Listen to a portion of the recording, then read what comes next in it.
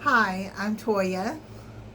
I wanted to let you know that I finally got a surgery date.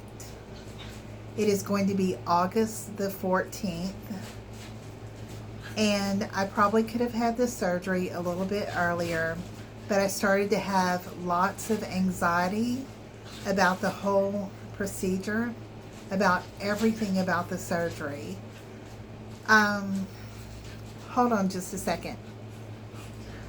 Kaden, stop whatever you're doing. You're messing up mommy's video. My dogs. Every time I try to do a video, they've got to get on here and act like fools. I know they're in there tearing something up. Kaden, stop it. Every single time I try to make a video, they got to go mess up everything.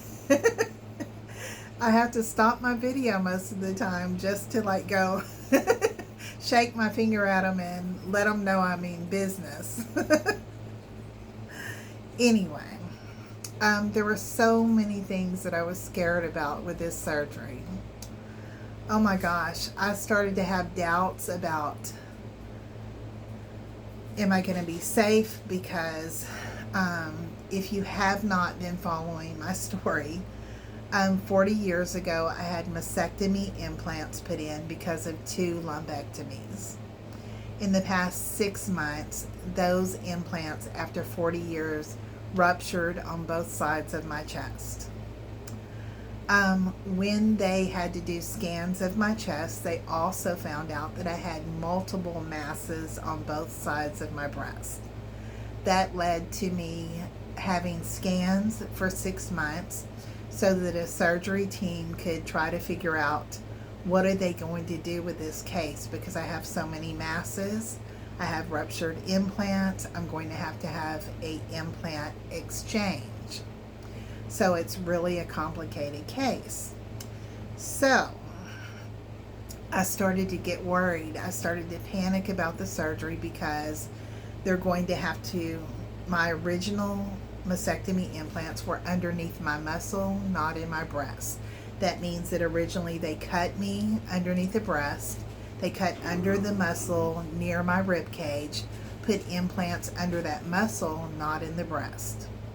So when they remove these, they now, because they're such a mess, they've completely flattened. There's silicone all in my chest. They're going to have to cut me from side to side, really big scars. And they're going to have to remove those deflated implants. They're going to have to scrape out the silicone that is underneath the muscle. And then I told them I don't want implants under the muscle anymore, that I would like to have new implants put in the breast tissue this time on top of the muscle. So that means after they split open my chest, literally fillet my chest underneath to take these out and scrape out the silicone, that then inside the top of my breast they're going to be cutting a pocket into the glandular tissue. They're going to be inserting a new type of implant, which is a high profile implant. It's different than a round implant. These are more vertical, and then they are more projectile frontal wise and flatter on the sides. So you don't have the fat boy breast, you have more projected kind of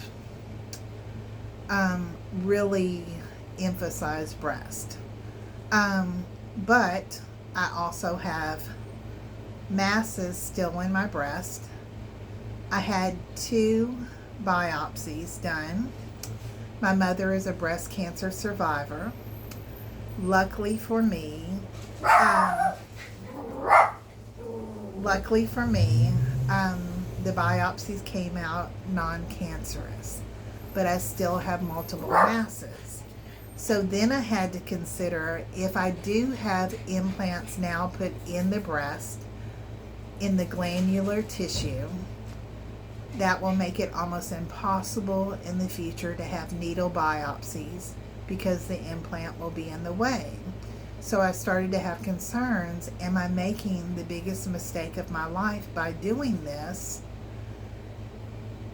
There were so many worries that flooded me that I actually got so worried that when the hospital called me and said I could probably have the surgery this month, I panicked and I told them I couldn't do it. I said I'm so scared of all of the cutting, the bleeding risk. I'm so scared that I haven't made the right decision. When I originally went for my consultation, the plastic surgeon had talked to me about not only a implant exchange but also a mastopexy, which is a lift and a implant. At first I said no way, because not only would I have the scars underneath here, most mastoplexes have this weird vertical scar where they cut the breast like this, and then it has a round cut around the nipple. They actually move your nipple up and then they stitch the breast back together. I hated it. I thought that it looked like a Frankenstein patch quilt. It was so like disgusting to me, and I don't mean to hurt anyone's feelings because I know other women have had that surgery, but for me it was devastating. I thought, I cannot do that. I cannot live with that kind of scar. So I told them absolutely not. I only want the implant exchange. But then I started thinking, I'm 61 years old now. If I have a large implant put in my breast that's very heavy, what's going to happen to my nipple? Is it going to start pulling my nipple down? And then I started thinking, oh my God, maybe the doctor is right. She probably is telling me the truth, that I do need a lift. Otherwise, in a couple of years, I would probably be complaining that my breast, I don't know, it's so undecided, you don't know.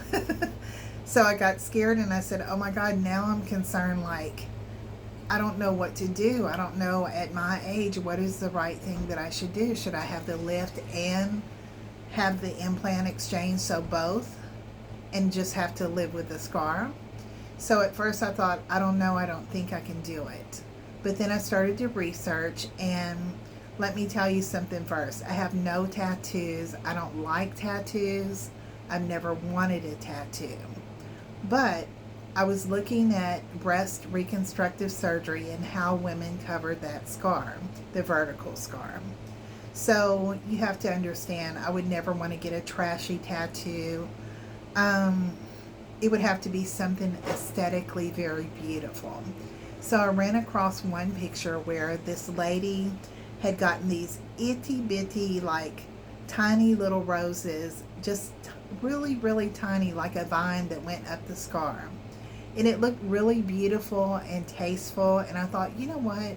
I could probably do that. That wouldn't be so bad. So if they do decide to do the lift and the implant, which is dependent on the insurance approving it, then maybe I could do that.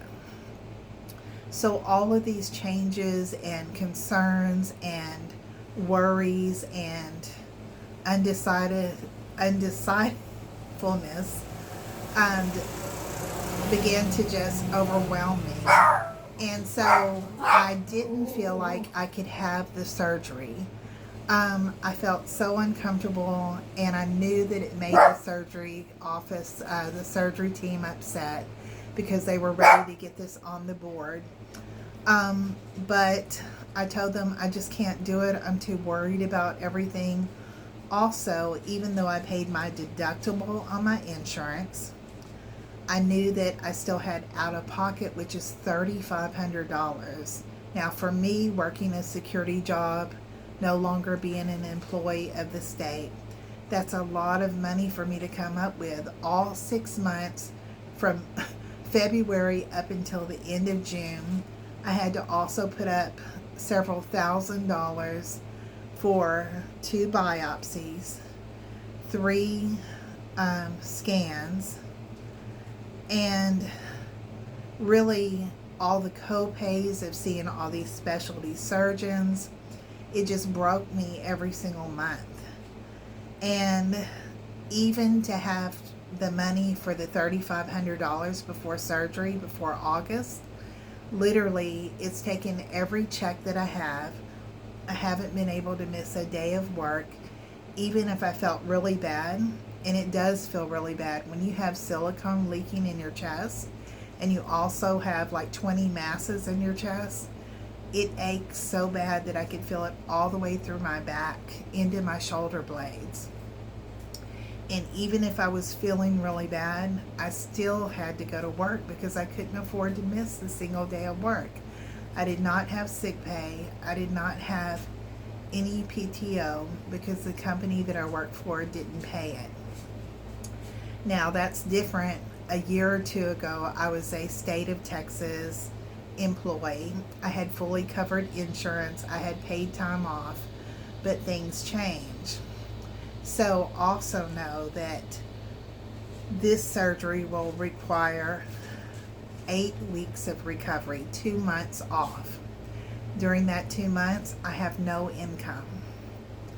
So I had to really prepare for this, where every single week I've been buying things like stocking up my freezer with pre-cooked meals, because they said they don't want me to do anything the first month. I can't do house cleaning, cooking, I cannot drive, I can't do anything to use my arms because of the risk of bleeding, because of how much cutting they're going to have to do. So I had to pre-prepare meals, stock up my cabinets with food for 2 months, stock up my cabinets with dog food and cat food, pet food to last 2 months. I had to get paper plates, paper bowls, disposable utensils, lots of paper towels.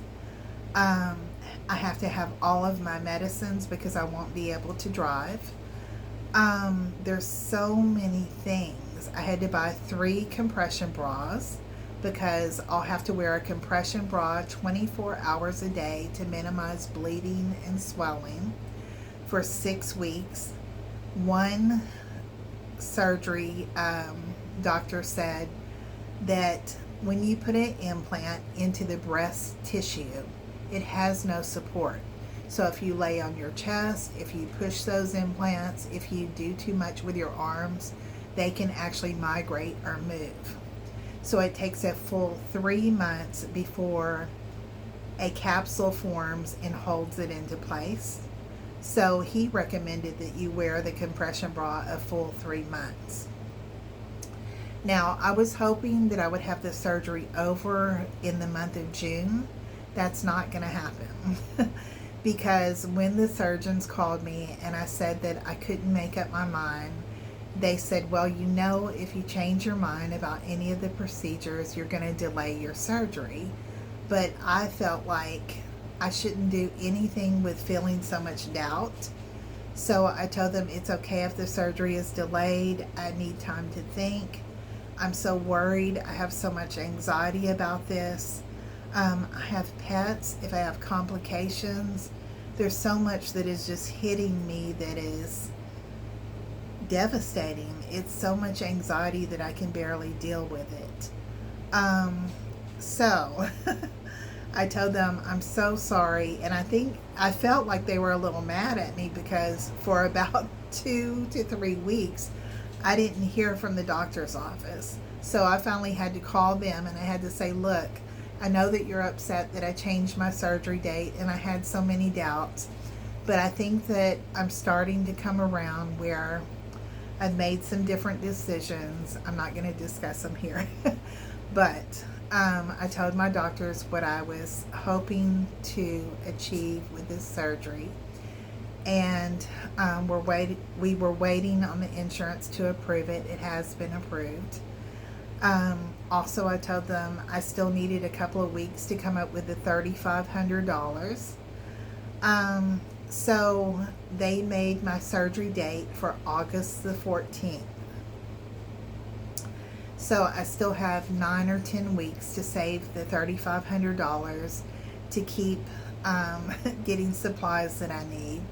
Also, things that you don't think about is because I won't be able to lift my arms after the surgery for several weeks, I had to buy button front pajamas to wear around the house.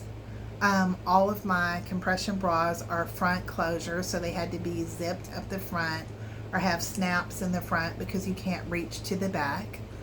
I had to have wedge pillows because after this type of breast reconstruction, you literally have to be propped up and you're on wedges, and you have to have like 6 or 8 pillows because you have to have your arms,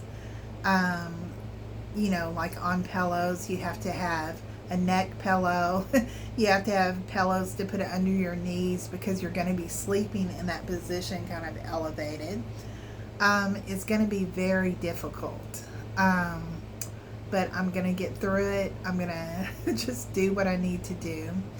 I had to tell my family that I was worried that if I had complications, I need someone to come over and tell someone to take care of my animals. I do have a neighbor that can help me. My sister is a RN, and she did offer to help me. She said, you can come to my house and I'll take care of you for a week.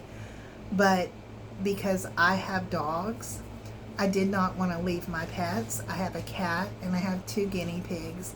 And I'm such an animal lover, I couldn't bear to be away from them for a week. And I don't trust anybody else to take care of them.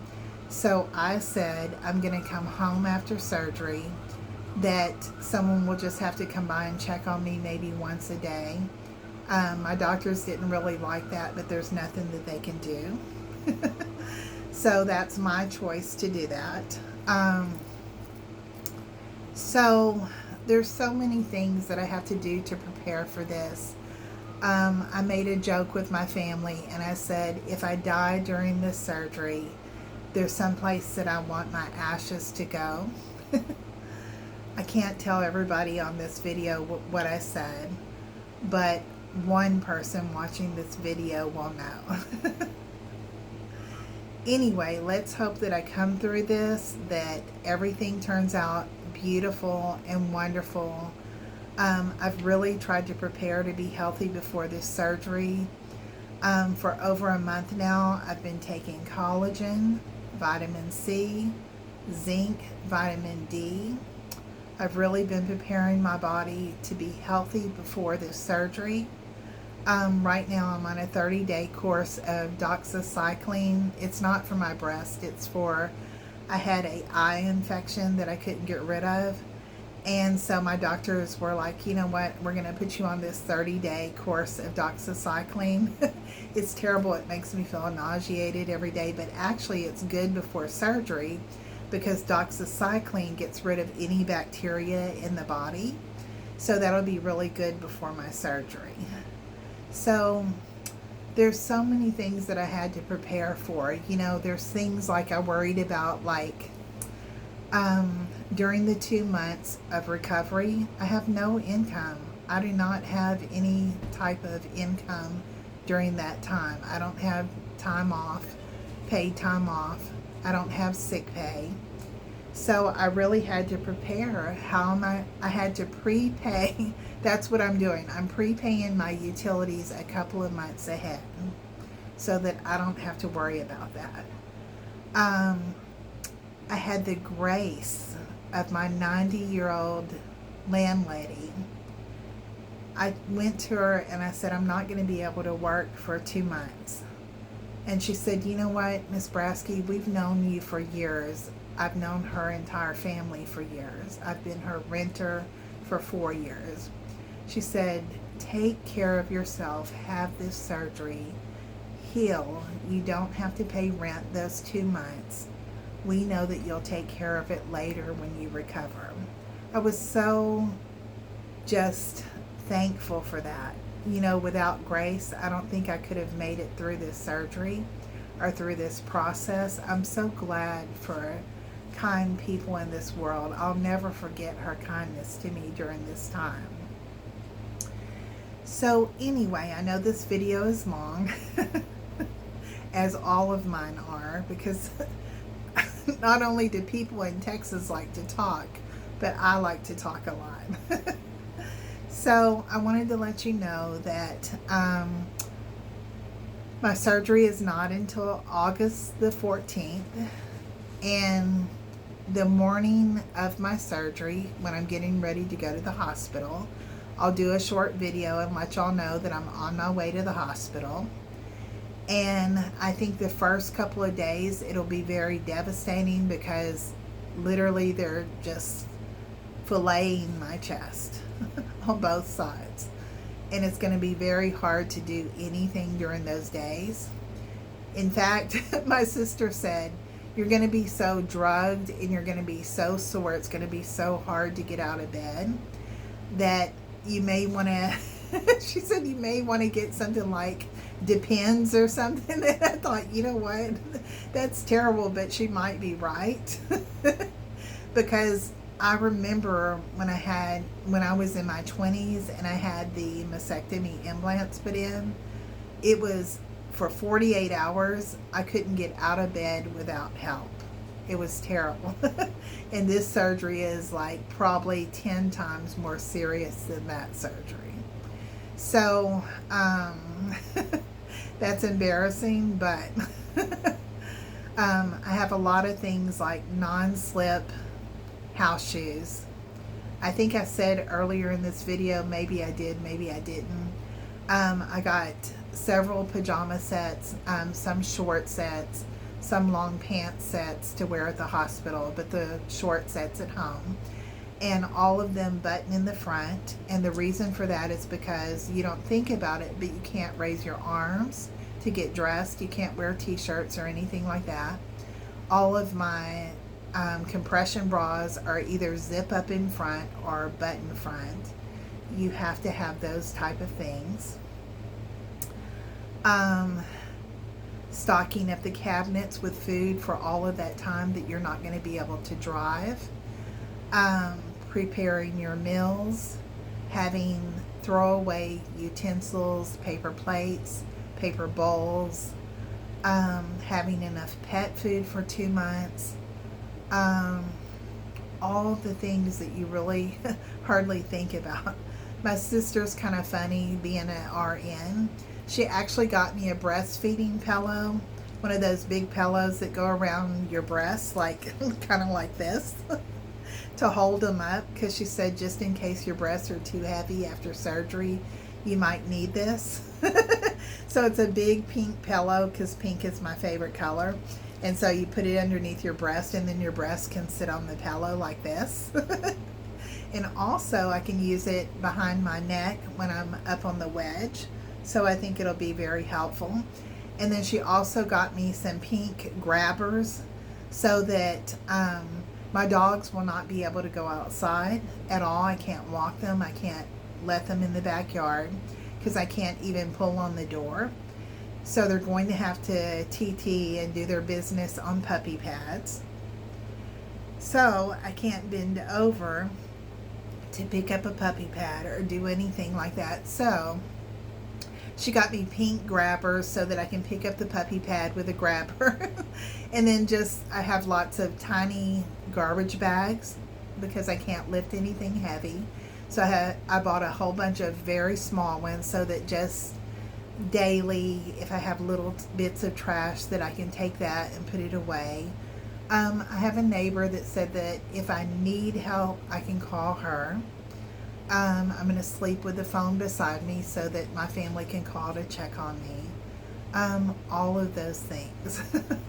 But anyway, let's hope that this goes wonderful, that I don't have complications. And I'm just so glad to be on the surgery board, finally, to be able to get this over with, to get it scheduled, to just have it done. I'm glad that the insurance approved it. Let's hope that it turns out well. Anyway, thank you for listening to my update. Have a wonderful weekend. Bye.